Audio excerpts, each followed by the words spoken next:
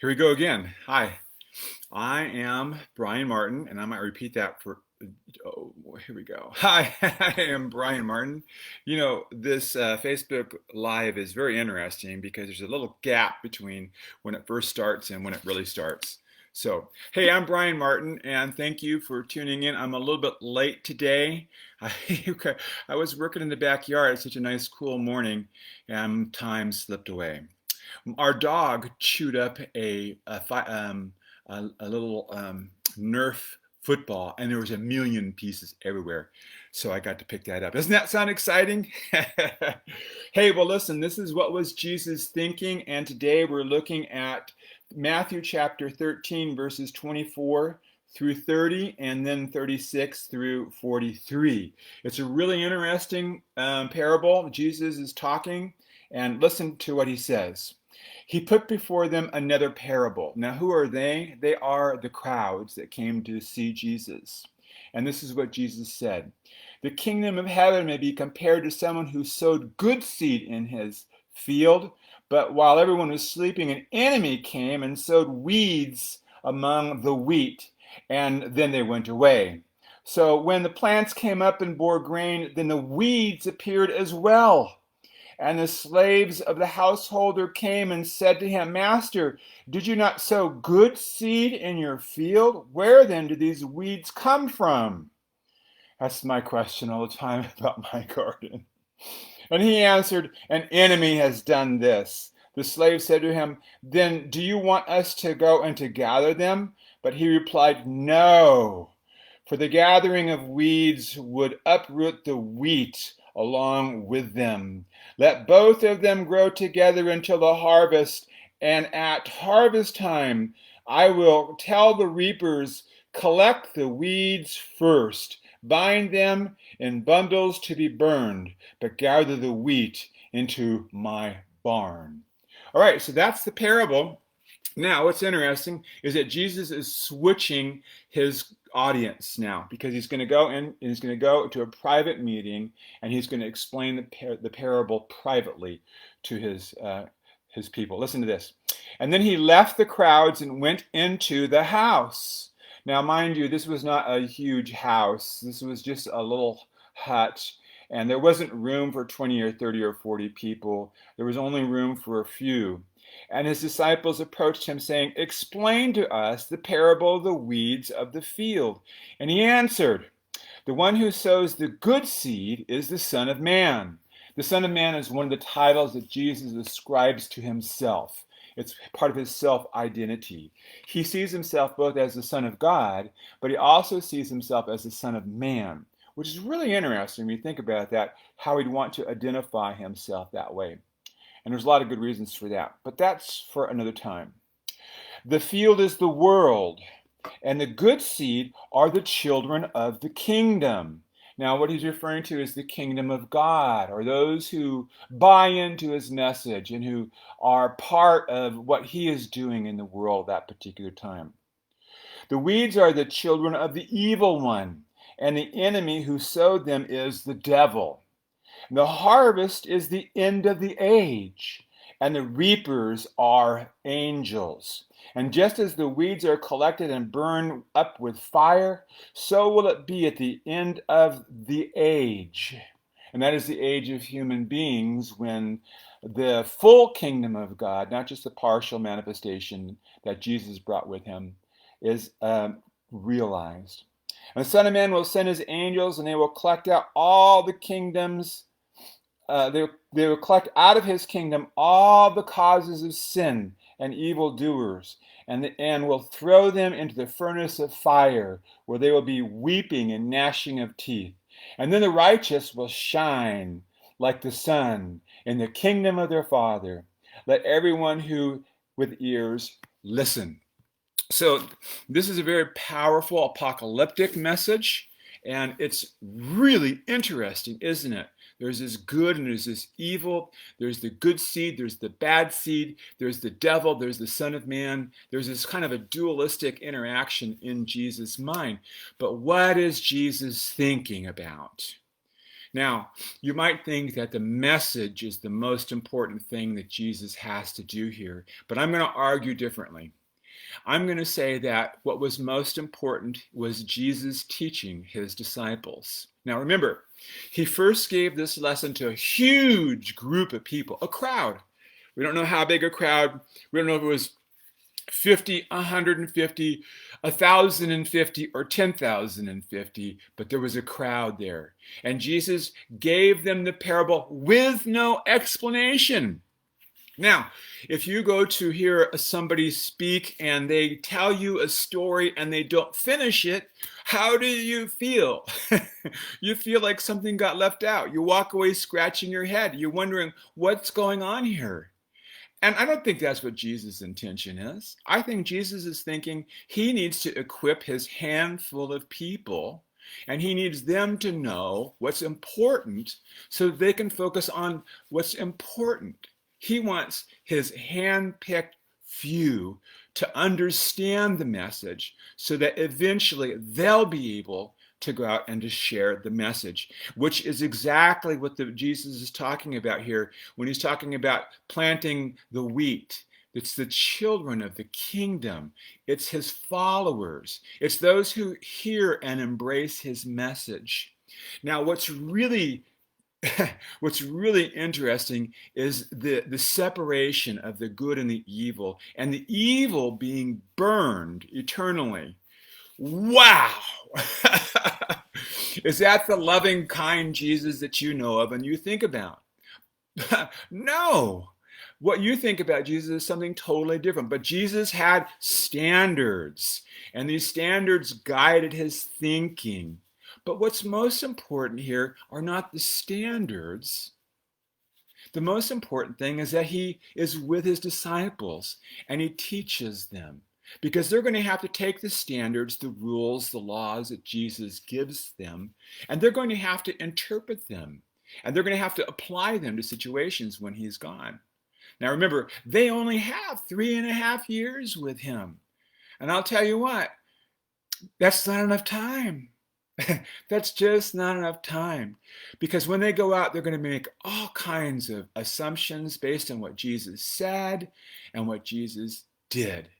And I think the things that they're going to remember the most is what Jesus did. And what Jesus did was that he separated a group of them and said, hey, listen, let me give you everything that I have. And he modeled for them the type of behavior that they were to exhibit in their lifetimes. So the message here for me is not the separation of the good and the evil in the some end of the age. That's a wonderful story, and it's a part of what Jesus said. But what's most important to me in this story is that Jesus sat down with his disciples and he loved them by sharing with them good news. And it's almost like the good news, the message of the good news was secondary. What was most important was that he took them into the house by himself, and he spoke with them, and he encouraged them, and he gave them hope, and he empowered them, and he gave them everything that he could possibly give them. Now, this is the kind of Jesus that I want to be like. I want to be this Jesus in the world today that goes around planting the good seed. Now, listen, what we know is that there's good seed and there's other seeds as well. And the good seed is mixed in with the seeds that are not so good. And that's exactly the way it is in the world today. And I think Jesus wanted his disciples to know that. I think that's what he was thinking. I think that's what he was telling them, was that it's going to be challenging because there's going to be mixed messages. Now listen, in the world today, there are two types of messages. So this is Brian Martin talking. And the two messages are this. There is the message of love. And then there is the message of the culture. Now, I know that you learned how to love from growing up in a family. Your mother and your father, typically, not everybody, and it's important that I make that distinction because it applies here, very, very important. Most people grow up in a loving home with nurturing parents. Many don't. I get that. So, even among us who experience and know love in the world, there's a cohort of us who never experienced that. But I believe that the love is in the DNA. It's built in inside of you. So even if you didn't have loving parents, you know how to love because it's built inside of you. You experience love. Most people, 99.9% people, experience the love of somebody. And those who didn't, they suffer. Love is the most real and the most tangible thing in the world. The other message, the other seed that's planted in the heart of people is culture. Now, all people are born into a culture. It doesn't make any difference where you are. It is a culture, and you were born into it. Now, this culture was invented by people. Love was not invented. Love was planted in your heart from the very beginning of your existence. Culture was the invention of people. There are no cultures that are much older than a few thousand years old today that have importance in people's lives. When you drink from culture, you're getting a message that comes from somebody else. Now, they may be loving people, and there are good cultures. Cultures are like love, and there's a lot of people who have experienced good things in culture. Most people do, but culture has a lot of negativity in it. And none of us were ever instructed about how to filter out the bad aspects of culture from the good aspects of culture. Somehow or another, some people have. They realize that whatever culture that we embrace, it has good components and it has bad components. And most people embrace the good components. But here's the most important thing about culture. Listen carefully. It's invented. It's invented by people, and it's constantly changing. It's never the same. Love, on the other hand, is always the same. Love is caring and nurturing and loving and developing and empowering and inspiring and getting people to move forward wonderfully in their lives. Culture, all culture, every culture is invented. Now, how does this apply to this message today? In the same way, I'm saying that there are two types of seed. Just like Jesus said, there are two different kingdoms. The two types of seed that I'm saying that are planted in people are, number one, love.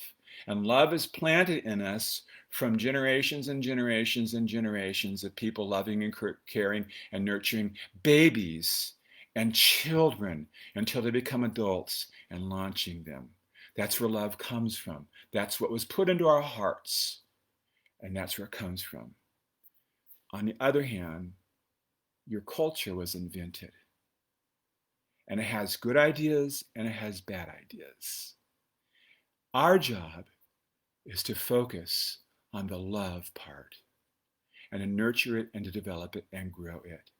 It's stronger, it's better, it's longer lasting, it's more important than any culture. Isn't that an interesting thought? Who is it that said love is the greatest thing? Who is it said that if you're my disciples, you obey my commandment to love one another? If love is in your heart, nurture it, grow it, water it, develop it, and differentiate that in your mind from the message that you receive from the culture, especially the bad part of the culture. Differentiate it out. Now, there's love in every culture, but the primary message of every culture is not love. It's something else. Love is the only message of love, and it was born in you, and it's there, and it makes the world 1,000 times better. There's only a handful of people in the world who know about love. I mean, everybody knows about love, but only a handful of people know about its full power and its efficacy in helping to change the world. Everybody's focused today on a particular aspect of culture. What if you and I were to take the message of love and to share it one person at a time until they finally got it and they finally saw that it's the message of love that's the most powerful message in the world today. I'm Brian Martin, and that is what I think what Jesus was thinking. God bless you. Have a beautiful, lovely day, and I look forward to speaking with you next time. Bye-bye. Have a blessed day.